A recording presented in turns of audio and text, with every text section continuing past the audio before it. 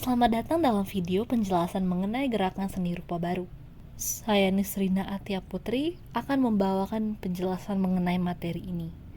Sebelum membahas lebih mengenai gerakan seni rupa baru, kita perlu membahas apa sebenarnya dorongan yang terjadi ataupun dasar dari pergerakan ini sampai ia dapat terjadi.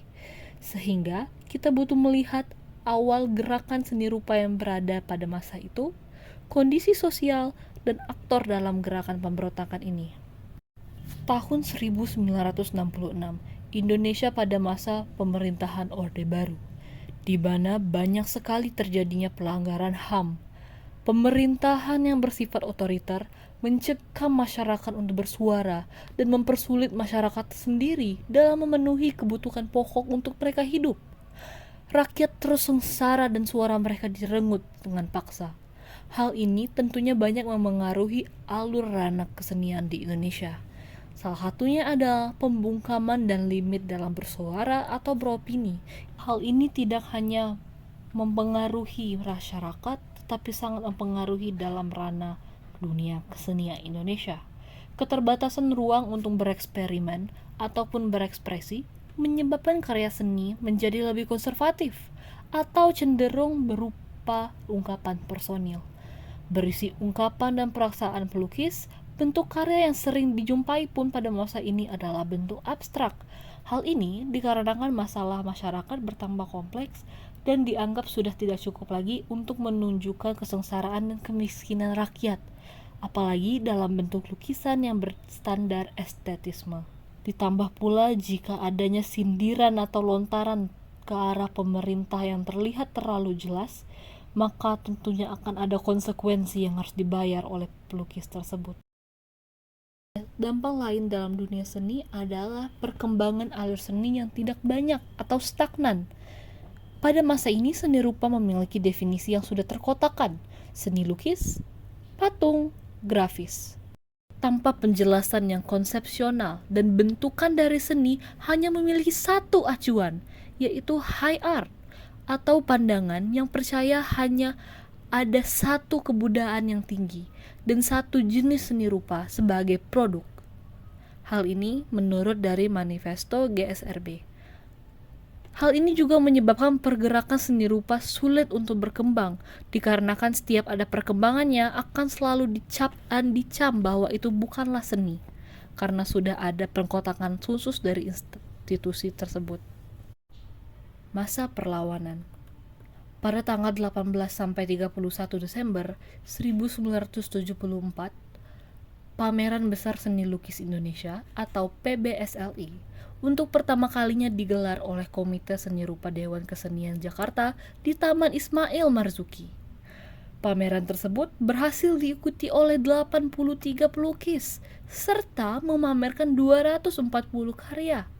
Banyak dari peserta tersebut adalah seniman muda yang memiliki gaya karya baru ataupun kontemporer atau aliran seni baru yang keluar dari pakem lamanya. Pameran ini sangat dinantikan oleh seniman muda karena mereka menganggap ini sebagai wadah untuk mereka memamerkan aliran baru yang mereka sangat amat banggakan. Tetapi sayangnya pada pameran besar seni lukis Indonesia ini sangat diacukan pengutamaan gaya abstrak dekoratif sebagai syarat lukisan yang baik. Dewan Juri PBSLI mengkritik karya para seniman muda yang dianggap sudah keluar dari pakem yang ada dan menolak memberi nilai yang adil terhadap karya tersebut. Alhasil, karya yang memenangkan pameran ini adalah karya yang masih sesuai dengan keinginan mereka, karya lukis estetika dan abstrak. Sampai keluarlah artikel Desember Hitam yang mengkritik sifat seniman muda ini yang dianggap terlalu radikal keluar dengan pakemnya. Tentunya peristiwa ini memicu amarah. Mereka menganggap kritikan dari Dewan Juri ini tidak sehat bagi perkembangan seni rupa Indonesia. Karena pengkotakan itulah tidak ada lagi ruang untuk seni rupa berkembang di Indonesia. Akhirnya para seniman muda bergerak menunjukkan pendirian mereka dengan gerakan protes, menandatangani surat pernyataan bersama yang berisi kritikan terhadap bagaimana alur seni rupa di Indonesia pada masa ini, di mana menurut mereka Instalasi ini hanya akan memperlambat kreativitas dalam dunia seni. Pernyataan ini pun diresmikan dengan tanda tangan 14 pelukis muda pada tahun 1974. Para pemuda berani ini adalah Muryoto Hartoyo, Zuswar, FX Harsono, B. Muni Ardi, M. Sulebar, Riz Purwana, Daryono, Siti Adityati, D.A. Peransi, Baharudin Narasutun, Ikra Negara, Andri Darmaji, Hardi, dan Abdul Hadi M.W. Peristiwa ini diingat sebagai Desember Hitam. Sayangnya setelah melakukan aksi ini, banyak dari rekan seniman muda ini mendapat sanksi dari institusi mereka.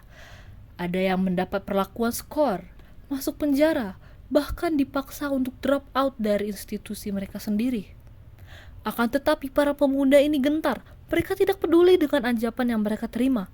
Mereka tahu jika mereka tidak bergerak, maka pergerakan tidak akan pernah terjadi. Perubahan tidak akan pernah ada. Maka dari itu, mereka melakukan aksi pemberontakan lainnya, menunjukkan di mana mereka berdiri, memulai pergerakan yang akan menggempar masyarakat dan otoritas yang berada, yaitu Gerakan Seni Rupa Baru.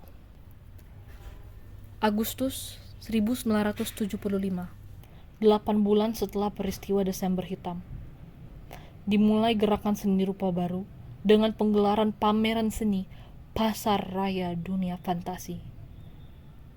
Pameran ini berisi penuh dengan karya seni kontemporer, jenis karya serba baru yang belum dikenal maupun diakui sama sekali. Hampir semua pendukung dari pelopor gerakan ini adalah para aktivis mahasiswa dari Yogyakarta dan Bandung. Melalui banyak rintangan, ancaman, mereka berhasil menggelar pameran yang berlangsung pada 15 sampai 30 Juni 1987. Walau hanya berlangsung 5 hari, jelas pameran ini memberikan dampak yang besar. Bahkan 3 bulan setelah pameran ini selesai, media berita masih membicarakan pergerakan ini. 3 bulan sesudahnya itu, sudah pameran itu. Jadi orang terus memperbincangkan, koran-koran besar ya, terutama seperti Kompas, itu memberi porsi dan ruang yang sangat besar pada perbincangan tentang gerakan seni rupa baru.